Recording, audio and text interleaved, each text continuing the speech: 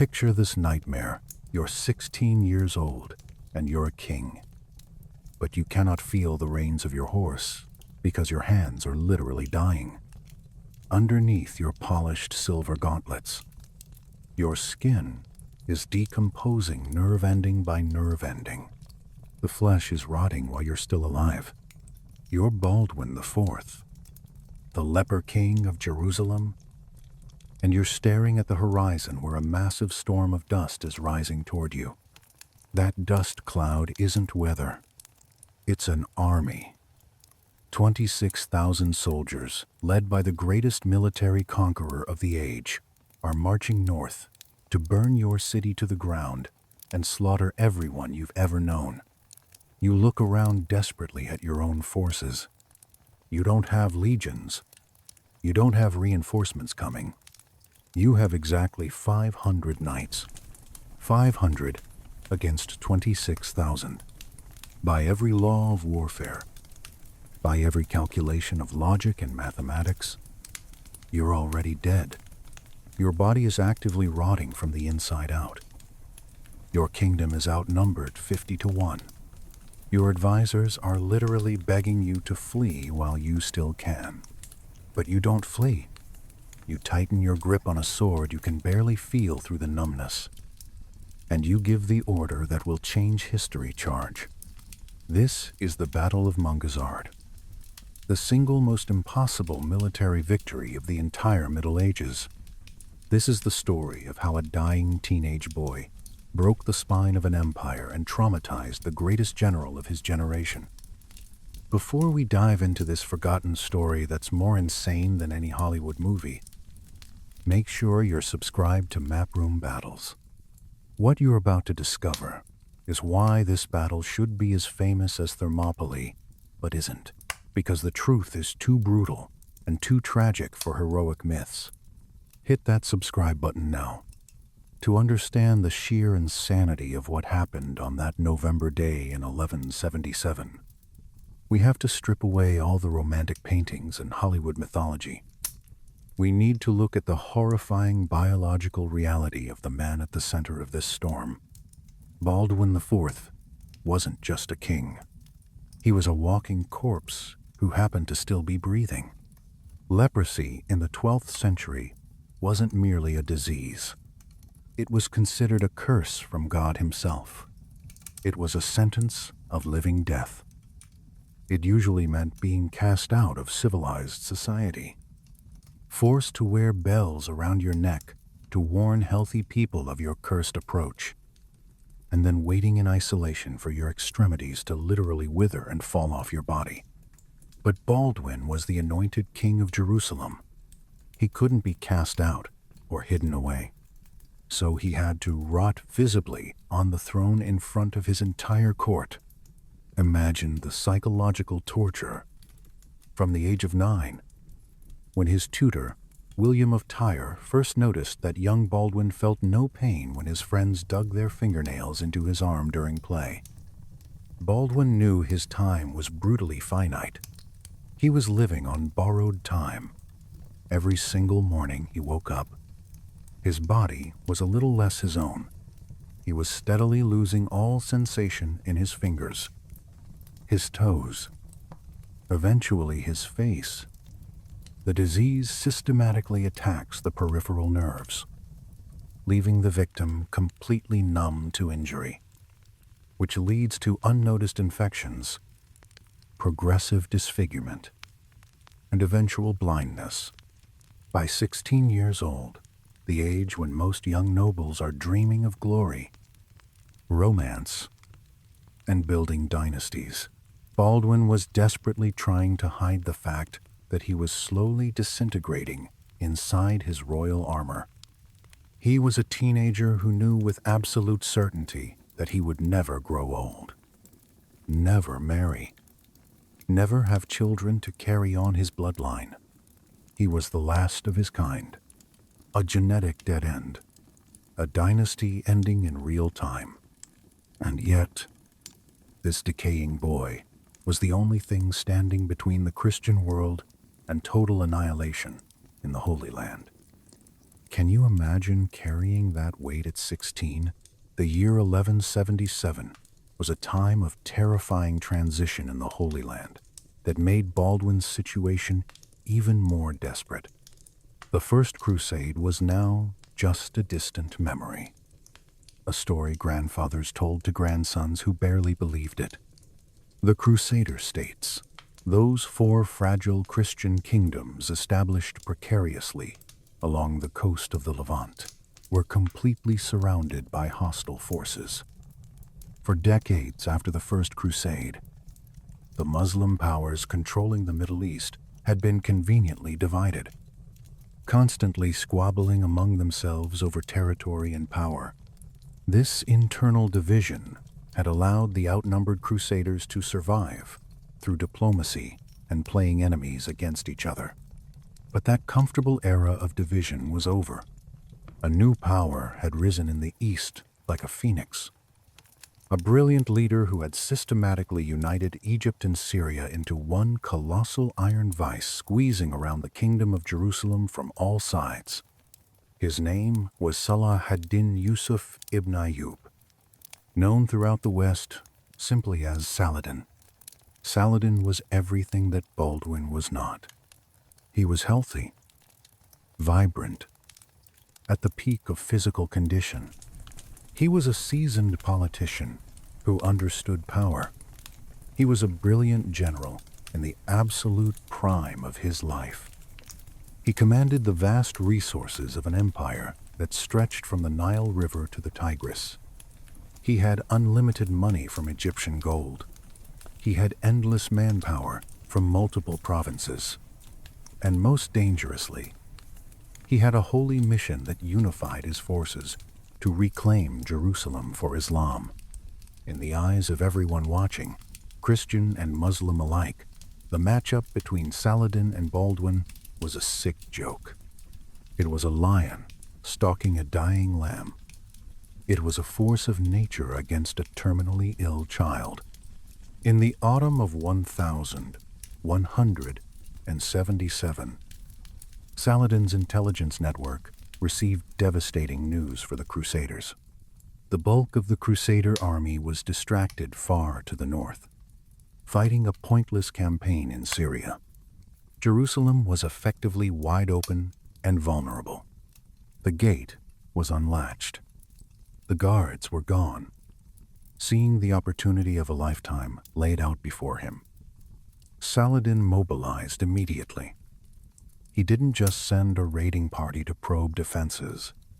He brought the full crushing weight of his Egyptian army, 26,000 professional soldiers.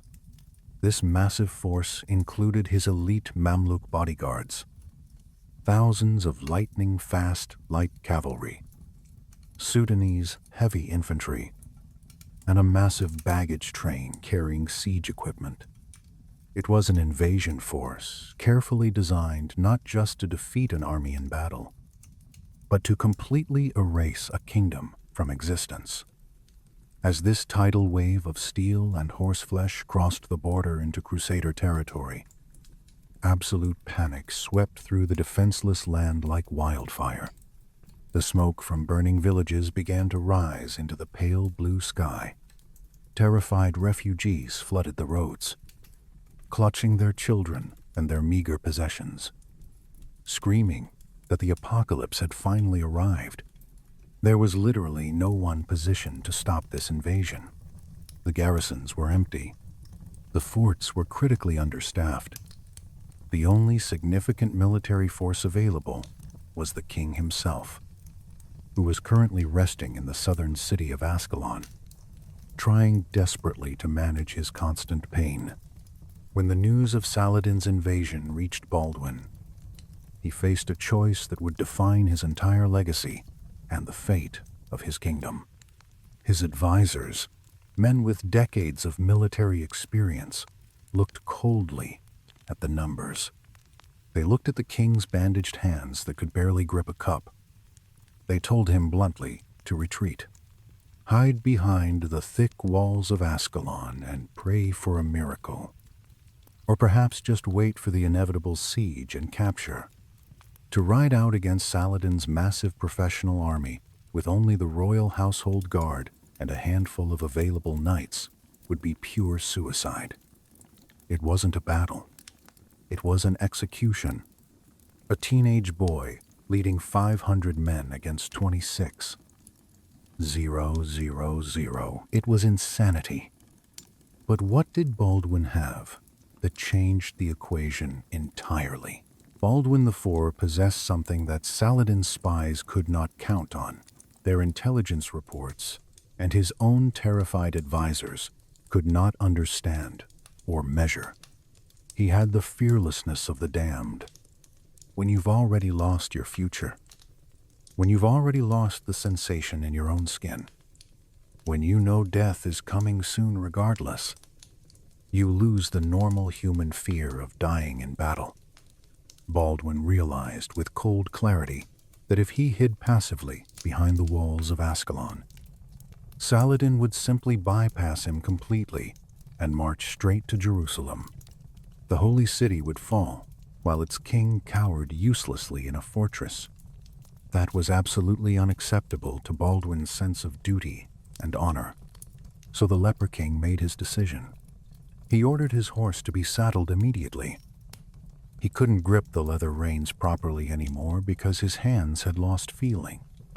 So he had his grooms tie them directly around his wrists. He summoned every single man within reach who could hold a sword. He stripped the local garrisons bare. He called upon the Knights Templar stationed nearby. He summoned the secular knights of the realm. In total, scraping together every available fighter, he assembled barely 500 knights, even if you generously count all the infantry and sergeants that followed. The numbers were laughable. They were preparing to ride out to meet an enemy force 50 times their size. As they marched out through the gates of Ascalon, the desert sun was beating down mercilessly on the scrubland. The heat inside chainmail armor would have been absolutely suffocating. Baldwin, wrapped in multiple layers of robes and armor to hide his progressive disfigurement from his men, rode at the very front. Imagine the sight for the soldiers marching behind him. They weren't following a demigod warrior like Alexander the Great or a giant of a man like Charlemagne. They were following a sick teenager who might literally fall off his horse if he fainted from exhaustion or pain. Yet there was a fire burning in him that somehow terrified them more than the approaching enemy. Saladin, meanwhile, was making a catastrophic mistake, a mistake born entirely of arrogance and contempt. He knew Baldwin was trapped in Ascalon. He knew the boy king had only a tiny, pathetic force. So Saladin did what any confident conqueror would do when facing such a non-threat. He ignored him completely. He left just a small detachment to loosely blockade Ascalon, just enough to keep the crippled boy inside his cage. And then he confidently turned his massive army north toward the real prize, Jerusalem. He let his men spread out and disperse across the countryside, pillaging, burning farms, and looting villages. They were relaxed. They were confident to the point of carelessness. They genuinely thought the war was already won before it had truly begun. They thought God had already delivered the city into their hands. They were catastrophically wrong. Baldwin broke out of Ascalon. He evaded the loose blockade in the darkness. And then he did something that defied all military logic and common sense. Instead of running away to safety, he chased the giant.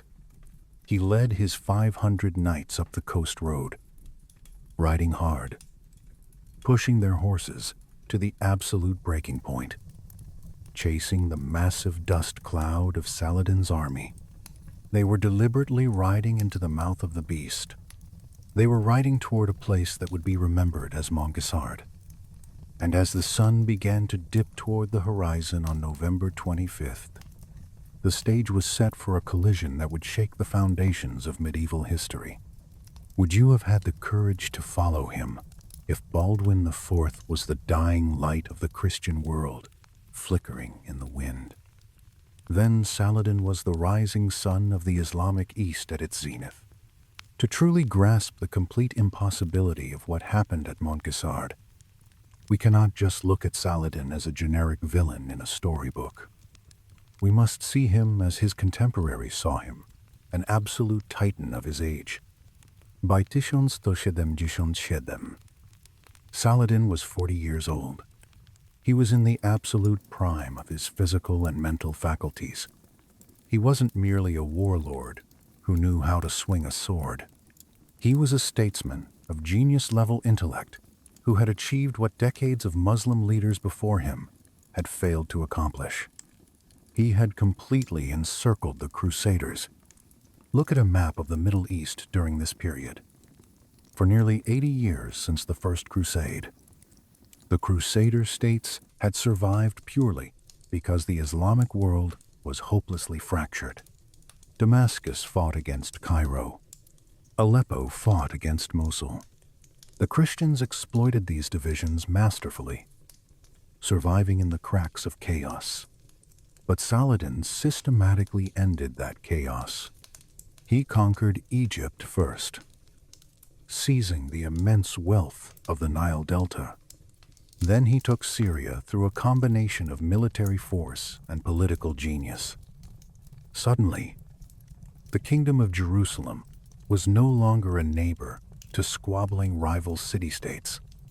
It was a tiny Christian island in a vast sea of unified Islamic power. To the south, Saladin's Egypt.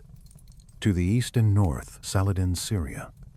The noose had been methodically tightened around Jerusalem's throat. All that remained was to kick away the chair and watch the kingdom strangle. And the army he brought to deliver that final kick was a masterpiece of medieval military logistics. 26,000 men. In the modern world, where we casually discuss armies of millions in World War II, Archelaus 000 might sound modest, but in the 12th century, in the logistical nightmare of the Levant desert with its scarce water sources, moving 26,000 soldiers and thousands of horses was equivalent to moving an entire city across a wasteland. This was not a ragtag militia of enthusiastic volunteers. This was a professional, multinational fighting force funded by the seemingly endless gold reserves of Egypt. At the core of this terrifying army were the Mamluks. We need to understand the Mamluks because they are crucial to grasping the tactical mismatch. These were slave soldiers, but not slaves in the way we typically imagine. They were purchased as young boys from the Turkic steppes, converted to Islam, and then trained for one single purpose from childhood war. They were elite horse archers capable of firing deadly, accurate arrows while riding at full gallop. They were disciplined, heavily armored, and fiercely loyal to Saladin personally. Surrounding them were thousands of light cavalry from the desert, Bedouin tribes, men who moved across sand like the wind itself and struck like vipers. Behind them marched the Sudanese infantry, heavy shock troops, renowned throughout the region for their resilience and ferocity. Imagine standing on a ridge and watching this army move across the landscape. It would have stretched for miles in every direction. The sound alone would have been physically overwhelming, the thunder of nearly 30,000 hooves striking the earth, the metallic clanking of steel armor and weapons, the roaring of camels carrying water and siege equipment. This was an extinction event on the march. But Saladin's greatest weapon in 1177 wasn't his Mamluks or his gold or his numbers. It was his confidence, his absolute certainty of victory. And this psychological state is where the tragedy of his mistake begins. What could possibly go wrong when you have every advantage? Saladin was fundamentally a man of cold logic and calculation. He looked carefully at the detailed reports from his extensive spy network operating inside Jerusalem. What did those reports tell him? He saw a kingdom teetering on the verge of civil war. He saw powerful barons constantly arguing over succession. And primarily, he saw a 16-year-old boy rotting alive on the throne. To Saladin and the Islamic worldview of the time, physical health and perfection were often interpreted as signs of God's favor. A leper king was therefore an abomination, clear proof that God had already abandoned the Franks to their fate. Saladin didn't hate Baldwin personally. He likely pitied him as one might pity a dying animal. He didn't see a dangerous rival. He saw a corpse that simply hadn't stopped breathing yet. This psychological underestimation is the critical key to understanding the disaster that followed. When Saladin crossed the border near the fortress of Ascalon with his massive army, he wasn't preparing mentally for a desperate fight for survival. He was preparing for a victory parade. This arrogance bled down from the Sultan himself to the lowest foot soldier. The discipline of the Ayyubid army, usually ironclad and legendary, began to dangerously loosen the moment they realized no significant opposition was materializing. As they bypassed Ascalon, Saladin made a fatal tactical decision that would haunt him. He assumed that Baldwin, trapped inside the city with his tiny force, was completely neutralized and irrelevant. He assumed the crippled boy would stay safely behind thick walls, grateful just to survive another day. So Saladin broke the cardinal rule of warfare that every competent general knows: never leave an enemy force behind you, no matter how small or pathetic it appears. He turned his ambitious eyes toward Jerusalem. The holy city was virtually undefended. The prize he had dreamed of capturing for years was sitting there waiting to be plucked like ripe fruit. The order was given to spread out and disperse. The tightly organized army spread out across the fertile plains near Ramla and Lydda. They weren't marching in tight battle formation anymore. They were foraging, looting, celebrating their inevitable victory. Soldiers broke off in small groups to raid villages, to steal cattle and grain, to burn crops and terrorize the population. The tight, deadly fist of the Ayyubid army opened up into a loose, lazy hand. The smoke from the burning Christian villages drifted south toward Ascalon, visible from the walls. Saladin was essentially taunting the trapped king. "I don't even need to fight you. I will burn your country down around you while you watch helplessly." It was the ultimate insult to a warrior king. But while Saladin was staring at the northern horizon, dreaming of his triumphant entry into Jerusalem, he failed to look back over his shoulder. He failed to understand the psychology of the young man he had so casually dismissed. He didn't understand that for Baldwin, physical pain was a daily companion for years, not a deterrent. He didn't understand that a man with no future has absolutely nothing to lose. While the Egyptian army grew fat and dangerously slow on plunder, believing the war was already won, the gates of Ascalon were quietly opening in the night. The leper king was not cowering in his chambers. He was mounting his horse, and he was bringing the wrath of God with him. To truly appreciate the insane gamble Baldwin was about to take, we have to understand just how completely empty and defenseless the kingdom of Jerusalem was in November 1177. It wasn't just that Saladin had a large army. It was that the Crusaders effectively had no army at all to oppose him. Historical context is often dry and boring, but here it becomes absolutely terrifying. Weeks before Saladin invaded from the south, the bulk of Crusader military strength, the famous barons, the heavy infantry, the vast majority of the Knights Templar and Hospitaller had marched north to Syria on a different campaign. They were chasing rumors and trying to block Saladin's movements in the north, completely misreading the Sultan's actual strategy. They had left the back door to Jerusalem wide open, and Saladin, the tactical genius, had walked straight through it. He wasn't entering a fortress. He was walking into an empty house.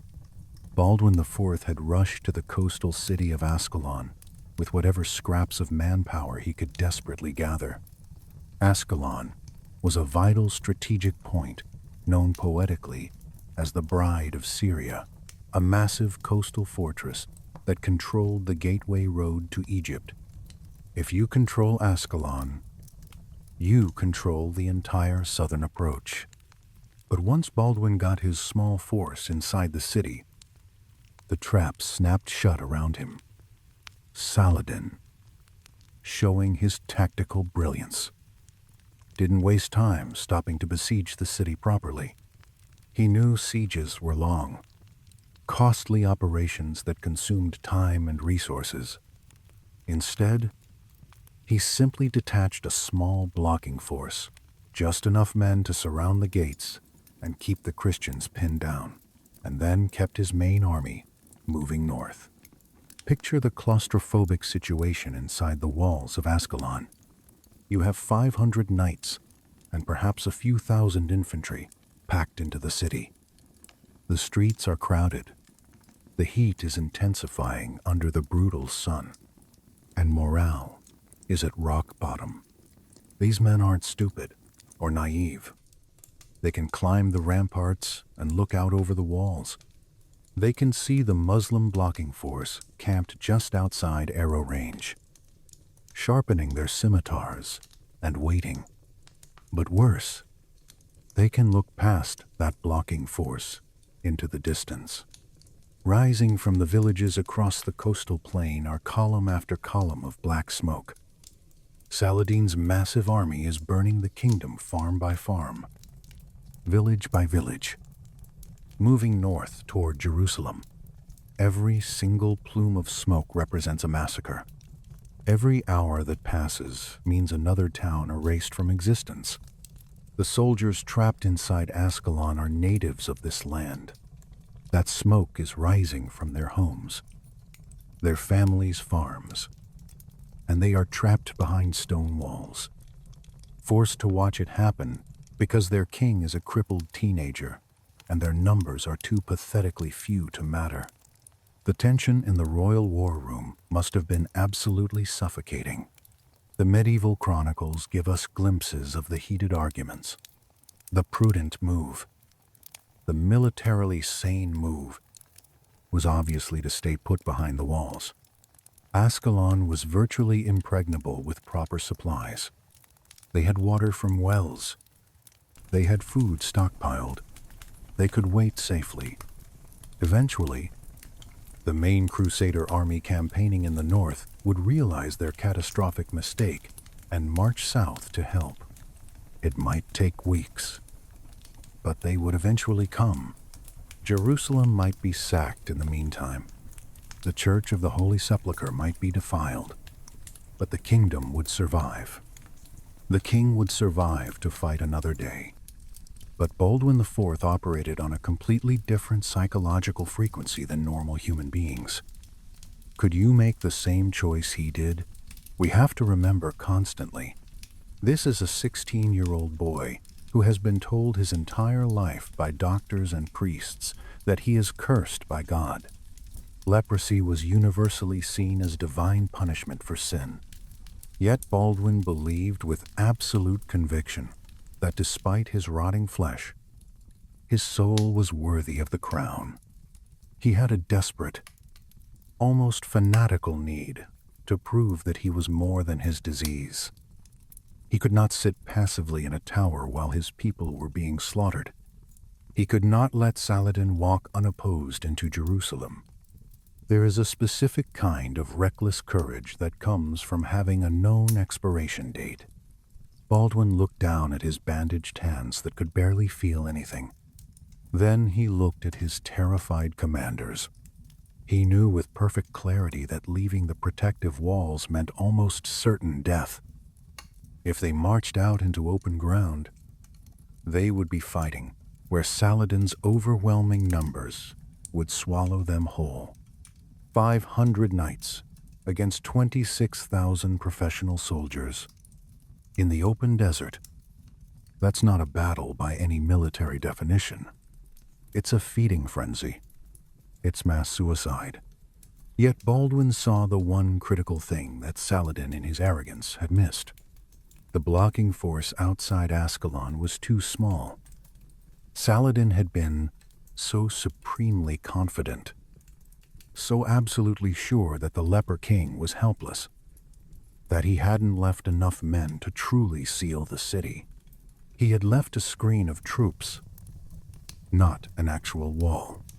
On the morning of November 25th, Yichen Yibai Chishitsi, Baldwin made the call that would echo through history. He didn't order a defensive stand. He ordered an aggressive breakout. The gates of Ascalon swung open suddenly. The blocking force of Muslim soldiers, probably expecting the Christians to stay cowered inside indefinitely, was caught completely off guard. The Crusaders didn't just poke their heads out cautiously. They erupted from the gates like a battering ram. They smashed through the thin line of surprised besiegers, cutting them down before they could organize any resistance. But the breakout was actually the easy part. The hard part was what came next. Once they were free of the city walls, they were alone in the hostile desert. No supply lines trailing behind them. No reinforcements anywhere. Just a small column of metal and flesh moving north along the coast road.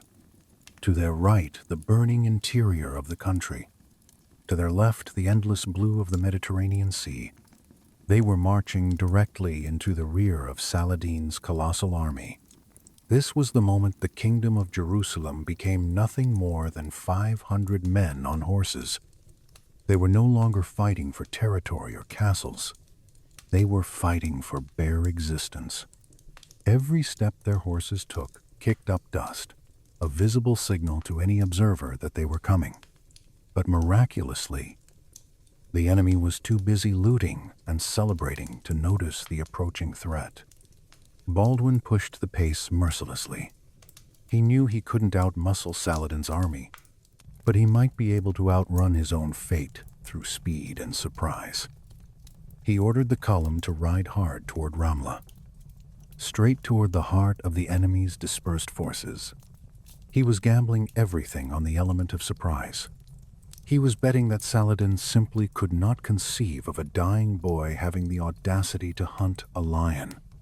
As the dust of the breakout settled behind them and the walls of Ascalon faded into the distance, the reality of their situation began to sink in.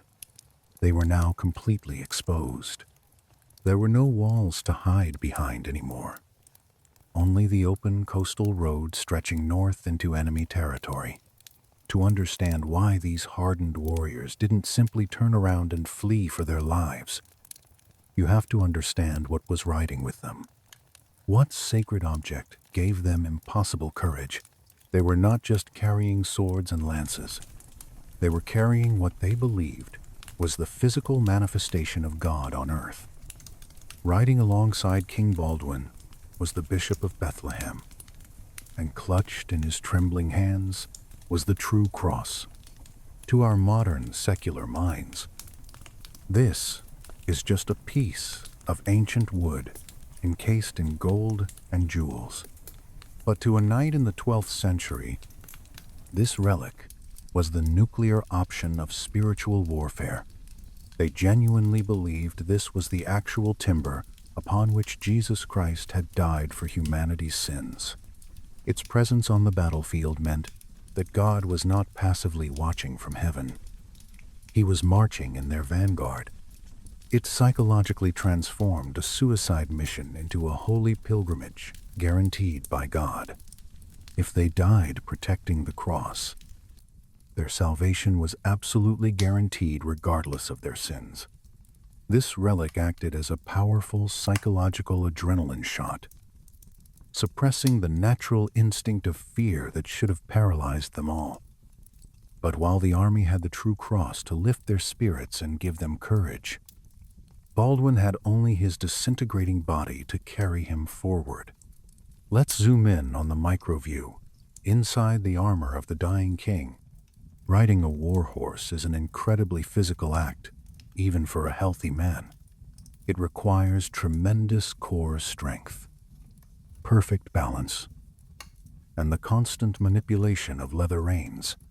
For a healthy warrior, a forced march under the desert sun is absolutely exhausting.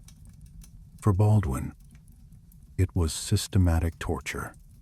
By this stage of his leprosy, the disease had completely deadened the nerves in his hands and feet. But that numbness is a cruel double-edged sword. You cannot feel the reins digging into your palms, so you don't know if you're gripping them tight enough until they slip from your grasp. You cannot feel the stirrups beneath your feet, so your balance is constantly compromised. To compensate for this loss of sensation, Baldwin had to use his entire body, locking his thighs against the saddle until his muscles screamed in agony. Beneath the heavy layers of silk undergarments and chain mail, the heat would have been unbearable, turning his bandages into a stifling, sweaty prison. The constant friction of the armor against his open lesions would have caused bleeding that he couldn't even feel happening. He was literally bleeding into his boots, riding through a haze of heat stroke and exhaustion, fueled only by a willpower that terrified even his own doctors. Supporting this fragile dying king was a backbone of steel, the Knights Templar. We must introduce Odo de Saint-Amand, the Grand Master of the Templars. If Baldwin was the spiritual heart of this army, Odo was its iron fist. The Templars were the special forces of the Crusades, warrior monks who had sworn sacred vows of poverty, chastity, and absolute obedience. Their military rule explicitly forbade them to retreat from battle unless outnumbered at least 3-1.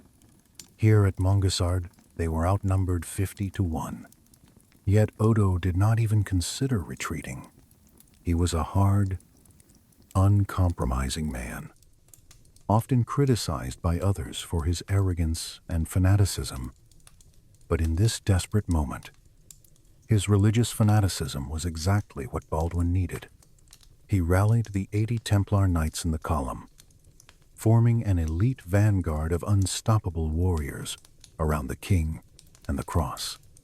Together, this strange coalition, the dying teenage boy, the fanatic warrior monk, and the holy relic moved north with terrifying speed. They had become ghost riders. Saladin's scouts had completely lost track of them in the confusion. The Sultan, still supremely confident in his slow, winding march toward Jerusalem, had no idea that the cripple he'd dismissed and left behind was now closing the distance at a gallop, and the geography of the Holy Land was about to funnel them together for collision. Saladin was moving his massive army across a wadi, a dry riverbed, near the hill of Montgisard.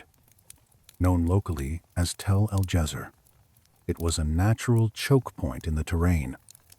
The Ayyubid army was struggling with its own enormous weight and size. The baggage train was moving slowly. The herds of stolen cattle were blocking the narrow roads.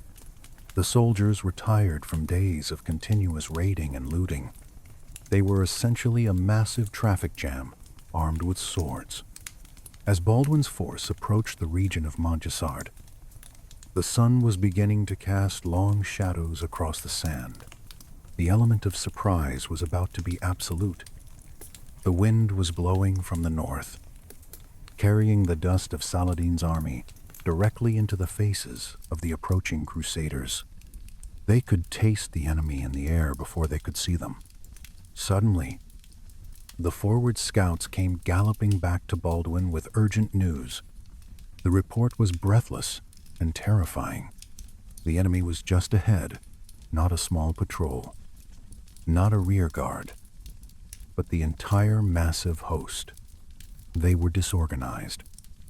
In the middle of crossing the stream, their armor was packed away in wagons due to the oppressive heat. Their horses were unmounted and drinking.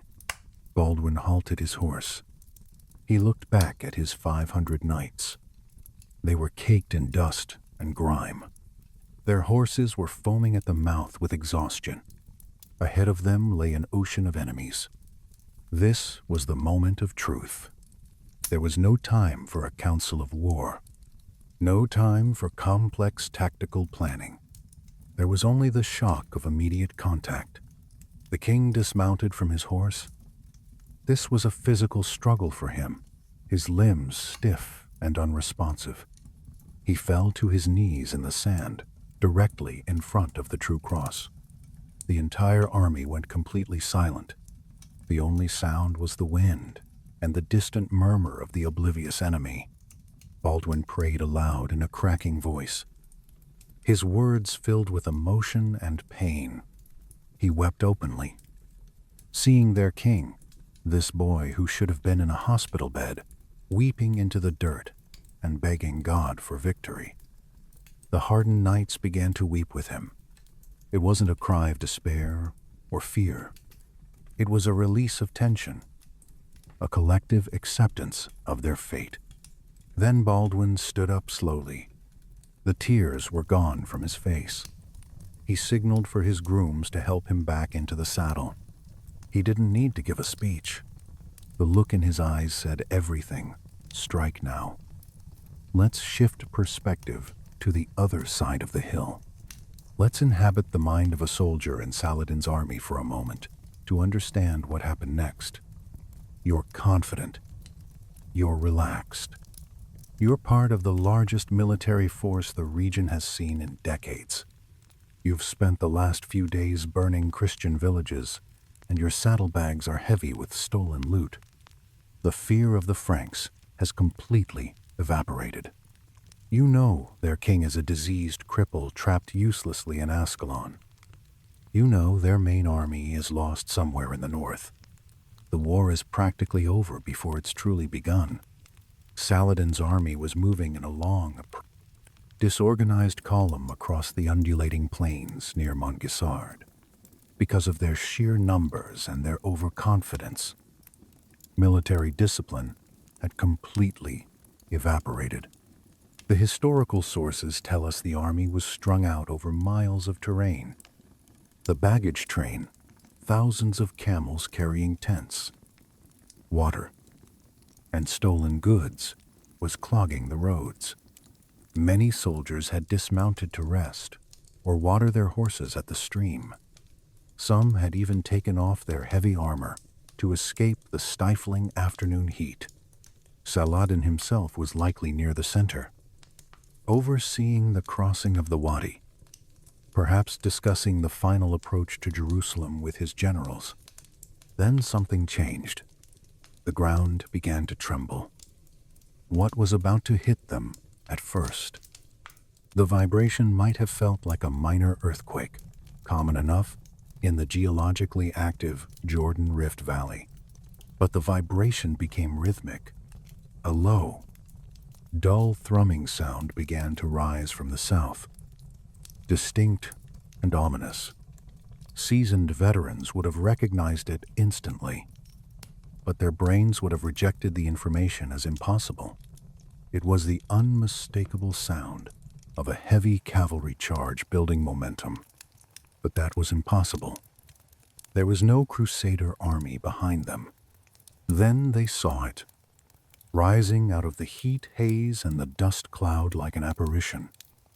The banners of the Kingdom of Jerusalem appeared, the gold crosses on white fields, the black and white standard of the Templars, and in the center, shimmering like a mirage, the great true cross. Panic is a contagion in ancient armies. It spreads faster than wildfire. The soldiers nearest the rear saw the wall of steel approaching and shouted the alarm.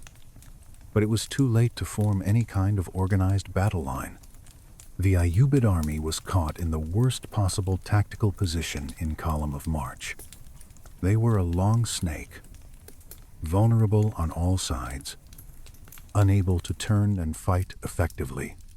Baldwin didn't hesitate for a second. He didn't stop to offer terms. He didn't attempt negotiation. He unleashed the charge. To understand why 500 men could shatter 26, Ling, you have to understand the brutal physics of the Frankish knight in the 12th century.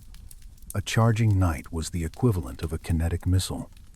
The knight, the horse, and the armor combined to weigh over 1,000 pounds. They rode with long, heavy ash lances tucked tight under their arms in a technique called couching. When they hit a target, the force wasn't just the strength of the man's arm. It was the entire momentum of a galloping warhorse concentrated into a steel tip the size of a coin.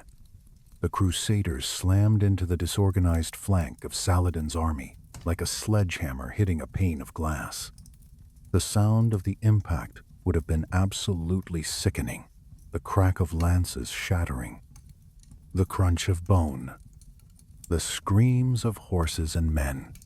The Ayyubid light cavalry, caught unarmored and unmounted, didn't stand a chance. They were vaporized on contact. The Crusader wedge drove deep into the enemy mass, cutting a path of red ruin through the chaos, leading the charge. Incredibly, was Baldwin himself. The king, with no feeling in his hands, was riding knee to knee with the Templars at the tip of the spear. We can assume his horse was being guided by experienced squires flanking him, or that he was actually strapped into the saddle.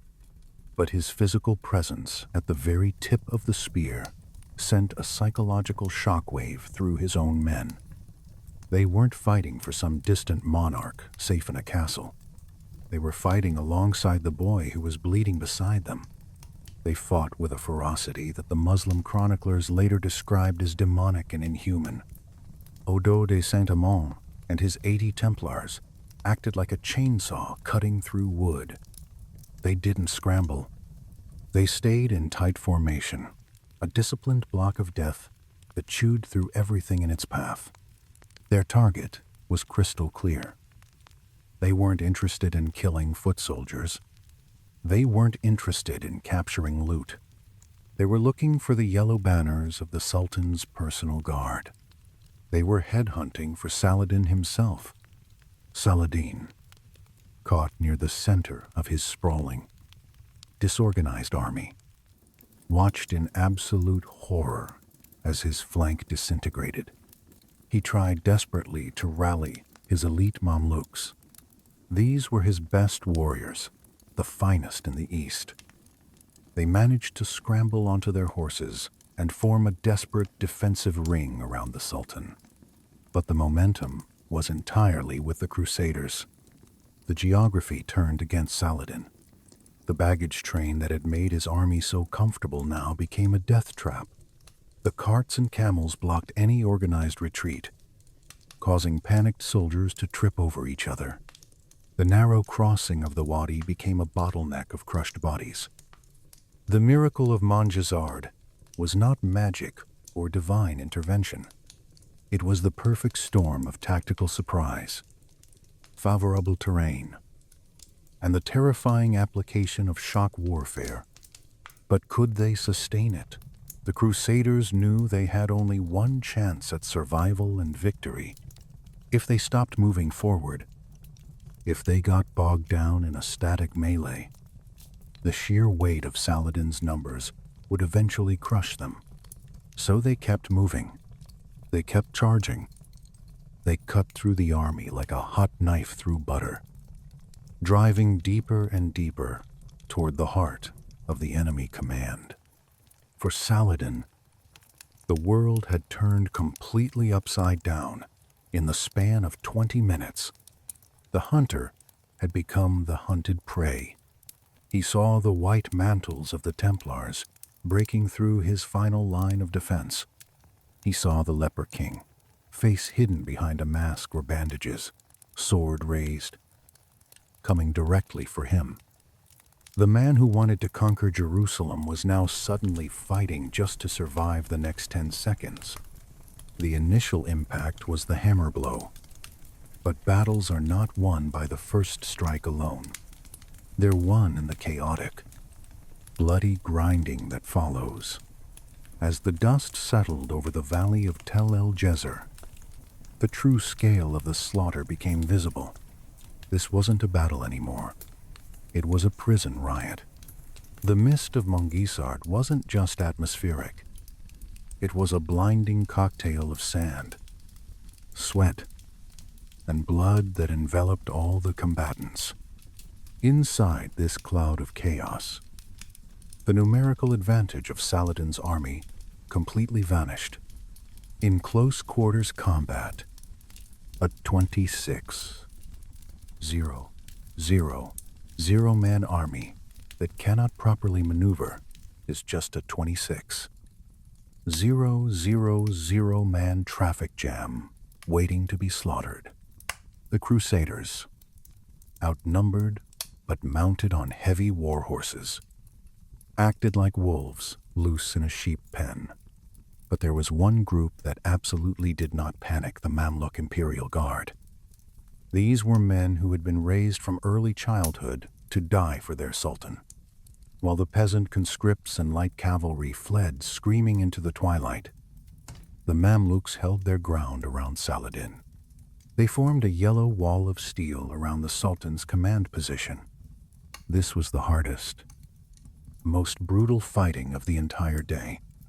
The Templars, led by Odo de Saint-Amand, smashed into this wall again and again. It was heavy cavalry against heavy cavalry, a grinding contest of strength where lances were useless and swords were drawn for close combat. In the center of this maelstrom was Baldwin IV, and this is where the story transcends military history and enters the realm of the medically impossible. By all medical logic, Baldwin should have collapsed from heat stroke within the first 10 minutes of fighting. His body had no effective mechanism to regulate temperature. His skin was fragile and damaged. Yet chronicles suggest he was there in the thick of combat. Imagine the micro-view again. The king is strapped to his saddle. He's surrounded by utter chaos. Arrows are pinging off his armor. The smell must have been atrocious, bowels loosening in death. Iron, sulfur, sweat. But the leper king did not fall. His presence acted as a totem of invincibility. Every time a Crusader knight looked up and saw the golden helmet of the king still upright, still moving forward through the carnage, they found a fresh reserve of strength. If the dying boy could fight, they had no excuse to tire or retreat. The target was Saladin himself. The Crusaders were close, terrifyingly close.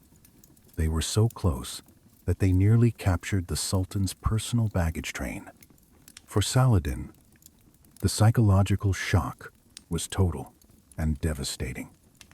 He watched his nephew, a brilliant young commander named Taqi al-Din, fighting desperately to buy him time to escape. He watched his grandnephew cut down before his eyes. The invincibility of the Ayyubid dynasty was being dismantled by a diseased cripple. The moment the Mamluk line finally broke is one of the most dramatic scenes in all of medieval history. What happened next shocked everyone. It wasn't a tactical retreat. It was a total collapse. The Mamluks, seeing that the battle was irreversibly lost and their sultan was seconds away from capture or death, made the ultimate sacrifice. They threw themselves suicidally at the Templar horses, dying in droves to create a gap for Saladin to escape through. And escape he did, but not as the conquering hero.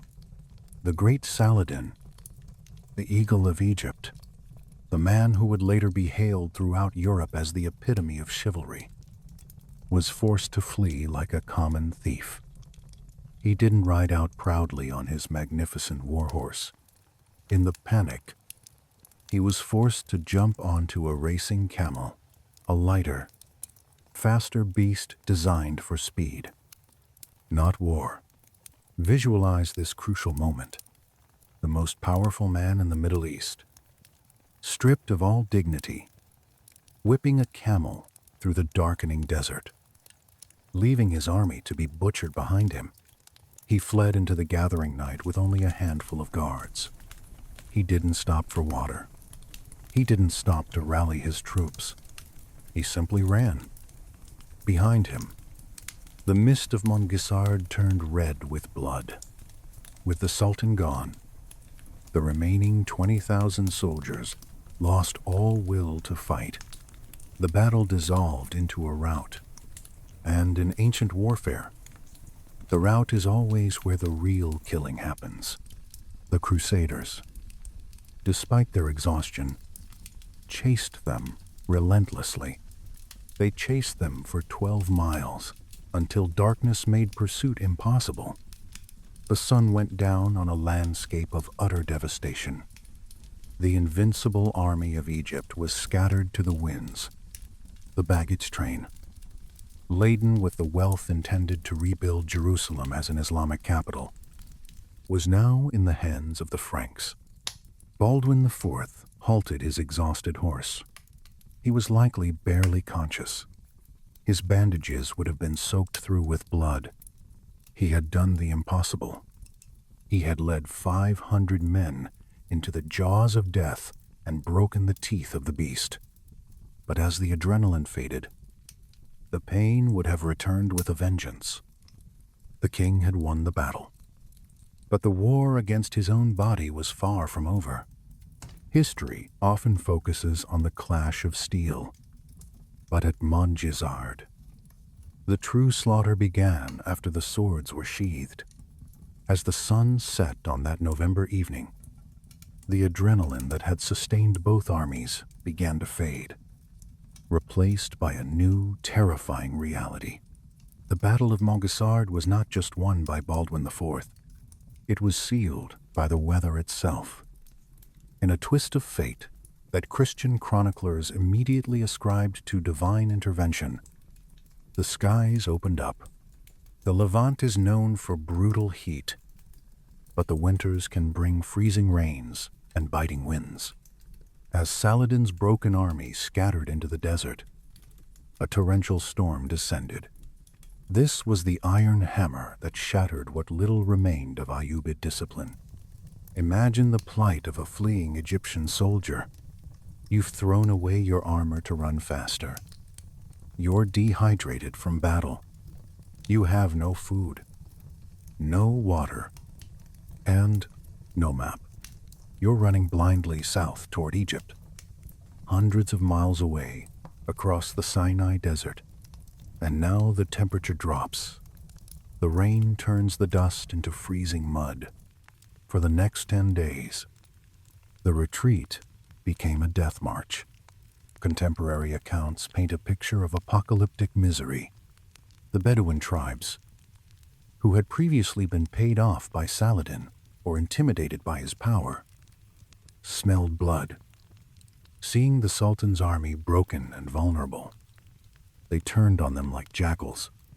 They emerged from the dunes to harass the stragglers, stripping the dead and dying of their clothes and valuables. Saladin himself, the man who commanded empires, was reduced to a fugitive fighting the elements. He rode his racing camel into the ground, He had no royal tent, no servants, no hot meals. He drank muddy water from puddles. The numbers are staggering. Historical estimates suggest that out of the 26, 000 men who marched confidently into Palestine, barely 10% made it back alive to Egypt. Think about that. Over 20, 000 men died, not in combat, but in the chaos of the rout and the cruelty of the retreat. They died of hypothermia in the desert. They died of thirst. They died alone. Back in Cairo, news of the disaster arrived before the Sultan. The city went into mourning. The rumor was that Saladin was dead. When he finally arrived weeks later, haggard and ghost-like, he was a changed man. He'd lost his army, his baggage train, and his aura of invincibility. Could Baldwin capitalize on this miracle while Saladin was enduring his long walk of shame back to Egypt? The scene in Jerusalem was one of delirious, almost hysterical joy. Baldwin IV returned to the Holy City not as a diseased leper, but as a savior sent by God. He had achieved what the great kings of Europe would fail to do in later Crusades. He had destroyed the main field army of the Islamic world with a handful of knights. As he rode through the gates of Jerusalem, the bells of the Church of the Holy Sepulchre were ringing. The people thronged the narrow streets, trying desperately to touch the hem of his robe. They didn't see the bandages anymore. They saw the victory. They didn't see the rotting flesh. They saw the hand of God. However, we must now zoom in on the king himself. The adrenaline dump after such a battle is physically devastating for a healthy man. For Baldwin, it was catastrophic. He had pushed his body far beyond its biological limits. The friction of the ride, the stress of command, the exposure to the elements, it all exacted a terrible price. When the armor was finally peeled off his body in the privacy of his chambers, the reality was grim. The exertion had accelerated his disease. The lesions were worse. The numbness was spreading. Baldwin had traded his life force for this victory. He had bought his kingdom time, perhaps a year, perhaps two, but he had spent the last of his own vitality to do it. This is the tragic irony of Montgisard. It was the high water mark of the Latin kingdom of Jerusalem, the moment of its greatest triumph. But it was also the beginning of the end for its greatest hero. Baldwin had proven that sheer will could overcome impossible odds. But he could not defeat the biology that was eating him from inside out. In the years following 1177, the biological bill came due. The leper king had spent his life force on the sands of Montgisard, and now his body began to shut down completely. To understand the tragedy of the kingdom of Jerusalem, you have to watch the slow-found, agonizing decay of its savior. The disease was relentless. By his early 20s, Baldwin was blind. The bacteria had destroyed the nerves in his eyes. His hands and feet, already damaged, became useless stumps. He could no longer hold a sword. He could no longer mount a horse. Yet, and this defies belief, he continued to rule. He continued to lead. Saladin, back in Egypt, had learned his lesson. Montgisard had traumatized him. He realized that as long as Baldwin breathed, the kingdom had spiritual protection. So the Sultan changed his strategy. He stopped trying to crush the Crusaders in single battles. Instead, he waited. He became the vulture, circling, waiting for the lion to die. but even a dying lion can bite. In 1183, 6 years after Montgisard, Saladin besieged the castle of Kerak. The Crusader army mobilized to lift the siege. But their king could not ride. Did he stay behind? No. Baldwin ordered his servants to carry him on a litter, a stretcher slung between two horses. Imagine the sight. The king of Jerusalem, blind, crippled, unable to stand, being carried into the war zone like a holy relic. And incredibly, it worked. When Saladin heard that Baldwin was personally present with the army, even lying on a stretcher, he withdrew. The mere presence of the leper king was enough to check the greatest conqueror of the East. But while Baldwin held the line against Saladin, he could not hold the line against the enemies within his own court. As Baldwin weakened, vultures began to circle. The court was filled with ambitious, incompetent men who looked at the dying king with impatience, waiting for him to die so they could seize power. What happened after his death would doom everything he'd fought for. In 1185, at the age of just 24, Baldwin IV finally succumbed to his disease. The leper king was dead. The iron wall that had held back the tide for a decade had crumbled. When news reached Damascus, Saladin reportedly did not celebrate. He sat in solemn silence. He respected Baldwin more than any of the healthy knights, now scrambling for the throne. The stage was set for catastrophe. The miracle of 1177 was over. The nightmare of 1187 was about to begin.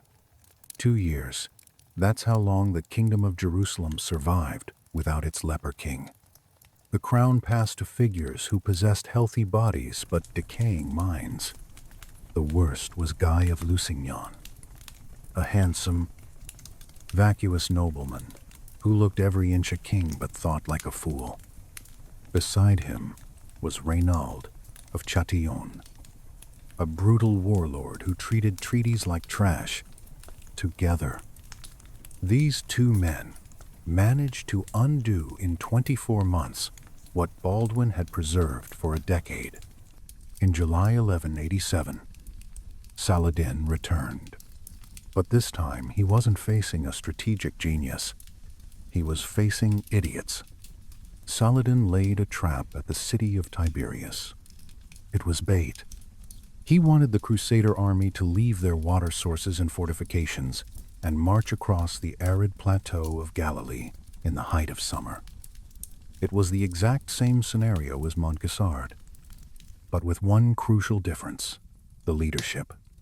Baldwin at Montgisard had moved with lightning speed to catch Saladin off guard. Guy of Lusignan moved with agonizing slowness. He marched the entire strength of the kingdom into a waterless wasteland. The Battle of Hattin was the anti-Montgisard. It was a masterclass in how not to fight Saladin. The Crusaders were surrounded, choked by smoke from brush fires. They were dying of thirst before the first sword was swung. When the end came, it was total. The king was captured. Reynald was executed. The Templars were beheaded en masse.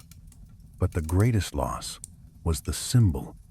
Remember the true cross that had emboldened 500 knights at Montgisard, at Hattin. It was captured. Saladin ordered it paraded upside down through Damascus. For the Christian world, this was a psychological blow, heavier than any military defeat. Weeks later, Saladin arrived at Jerusalem's gates. There was no Baldwin IV on the ramparts to defy him. The city surrendered on October 2nd. Itzeni by Bashutsi. As Saladin rode into the holy city, he was the magnanimous victor. But as refugees streamed out, The memory of Montgisard must have felt like a fever dream. How had they fallen so far?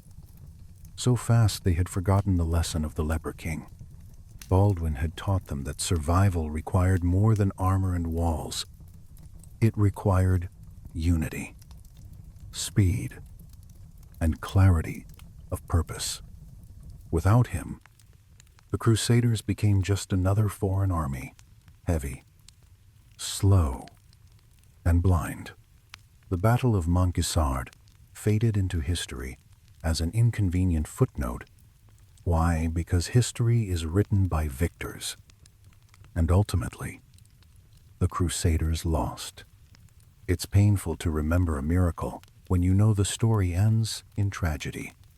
But Saladin never forgot, until his dying day. The only Christian leader he truly feared was not King Guy or Richard the Lionheart. It was the boy who had to be tied to his horse. So why have we returned to this story? Why has a leper king from the 12th century suddenly exploded in popularity across social media in the 21st century? It's not just because the battle scenes are dramatic.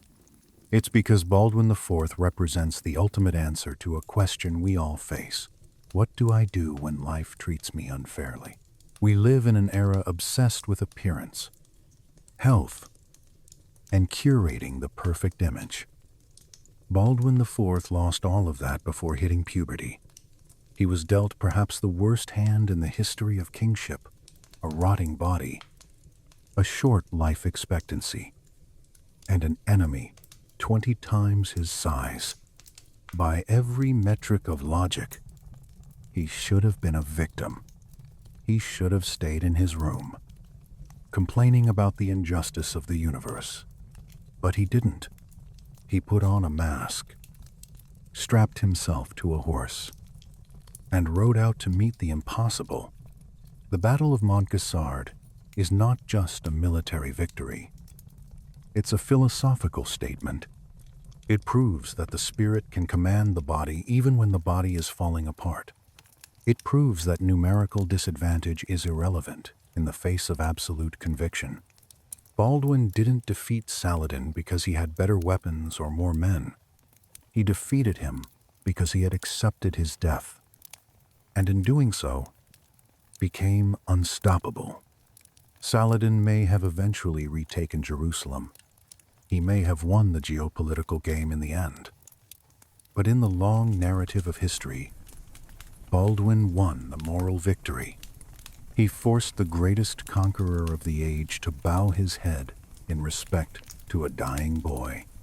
When we look at the 500 knights charging into 26, ling, ling, ling, we aren't just seeing a medieval skirmish. We're seeing a metaphor for our own lives. We all have our own Montgisard. Maybe it's a chronic illness. Maybe it's a financial crisis. Maybe it's a dream everyone tells you is impossible. You look at the horizon and see 26,000 reasons to give up. You see the dust rising. You feel the fear. Baldwin's legacy whispers a simple, brutal truth across 8 centuries. Saddle up anyway. The walls may fall. The body may fail. The kingdom may eventually crumble.